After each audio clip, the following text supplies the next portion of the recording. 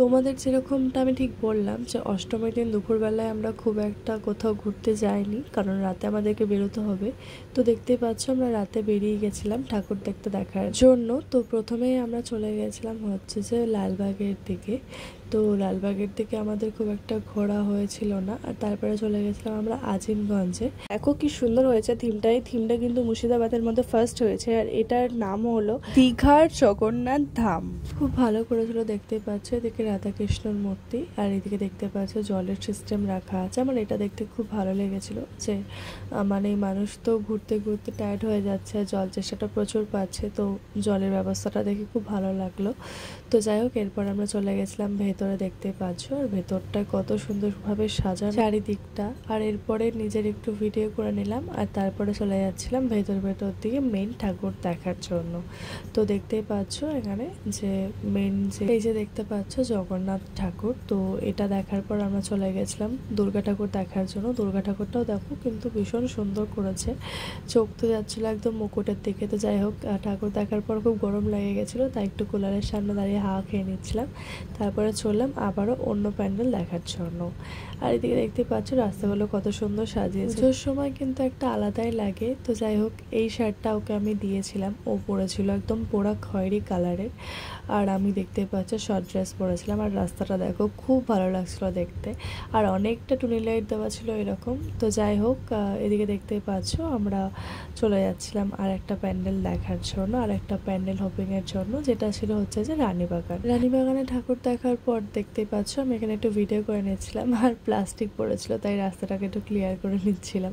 আর এদিকে দেখতে পাচ্ছ যে রাজস্থানের হাওয়া মল আই থিঙ্ক এটা। তো যাই হোক, এই যে আমরা ভেতরটা ঢুকেছিলাম, আর এখানে গানও চলছিল, খুব ভালো গান করছিল। তো এরপরে আমরা ভেতরে ঢুকে যাই ঠাকুর দেখার জন্য। এদিকে দেখতে পাচ্ছ আমাদের ঠাকুর দেখা হয়ে গেছে, আর তারপর আমরা চলে যাচ্ছিলাম কিছু খাওয়ার জন্য। তো আমরা নিয়ে নিয়েছিলাম একটা চিকেন ললিপপ, একটা এগ রোল আর একটা মোগলাই, কারণ আমরা আবার মানে বেশি কিছু খেতে পারি না, যে একটা গোটা খেয়ে নেবো এরকম পারি না। তো আমরা 50-50 করে খেয়েছিলাম।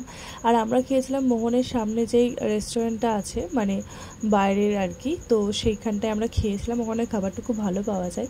তো এরপর আমরা চলে গেছিলাম লালদিঘিতে, দেখে বুঝতেই পারলে লালদিঘিতে তো লোটাস টেম্পল করেছিল, খুব ভালো করেছিল। আর এই যে প্যান্ডেলটা দেখতে পাচ্ছ সেটা হচ্ছে ওপারে করেছিল, রাধারঘাট বাবুজি ক্লাব যেটা বলছে। তো আমরা রাত করেই গেছিলাম, 2-2:30 বাজছিল আই থিঙ্ক, তারও বেশি বা ওরকমই, যাই হোক। তো সেটা আমরা দেখতে গেছিলাম, আর রাত করে গিয়ে কিন্তু একটা মজাই আলাদা, মানে যথেষ্ট ফাঁকা দেখা যায়। কিন্তু যদিও বা এটা অষ্টমী ছিল, ভিড় তো ভালোই ছিল, কিন্তু সেই ভিড়টা অন্তত হয় না যেই ভিড়টা সন্ধেবেলায় হয়।